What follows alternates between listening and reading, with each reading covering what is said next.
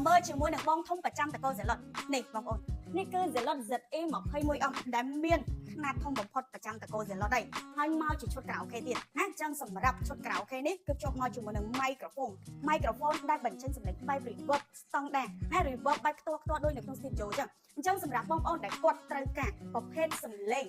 ងន់ងុំរំដំចិត្តកាន់តែស្ដាប់កាន់តែជក់ចិត្តការជ្រើសរើសសំឡេង speaker យកទៅស្ដាប់គឺពិតជាសំខាន់មែនទែនដោយសារអីយើងទិញ speaker ប្រកបជាចង់ស្ដាប់សំឡេងពីរោះហើយអញ្ចឹងបើយើងស្ដាប់ទៅមានសំឡេងរំខានច្រើនក៏យើងស្ដាប់អត់បានយូរដែរអញ្ចឹងការជ្រើសរើសសំឡេងគឺពិតជាសំខាន់មែនទែនសម្រាប់ Zelot ZE 21អង្គនេះទាំងស្ដាប់ក៏ពីរោះទាំងច្រៀងក្រៅអូខេក៏ពីរោះ smooth ចាប់សំឡេងបានល្អមែនទែនអ្វីដែលពិសេសទៅលើ mode នេះបងប្អូនគឺយើងអាចចាក់ខាងក្រៅនិងខាងក្នុងបានពីរោះដូចគ្នាហើយសំឡេងចាក់ខាងក្រៅក៏ជះល្អបានឆ្ងាយដែរដោយសារយើងមានបន្ថែមជូនជាមួយនឹងជើងទ្របែបនេះទៀតបងប្អូនវាធ្វើឲ្យបាសយើងកាន់តែខ្ពស់ការសាយភាយសំឡេងក៏កាន់តែល្អដែរអញ្ចឹងសម្រាប់បងប្អូនដែលគាត់ស្រឡាញ់យើងមានទាំងការបង់រំលោះហើយមានទាំងការទិញដាច់អញ្ចឹងសម្រាប់ការបង់រំលោះក៏យើងមានពីរជំរើសផងដែរតាម AP ជាមួយនឹង AC ដែរបើសិនបងប្អូនមាន AC ប្រើប្រាស់គឺកាន់តែងាយស្រួលហើយ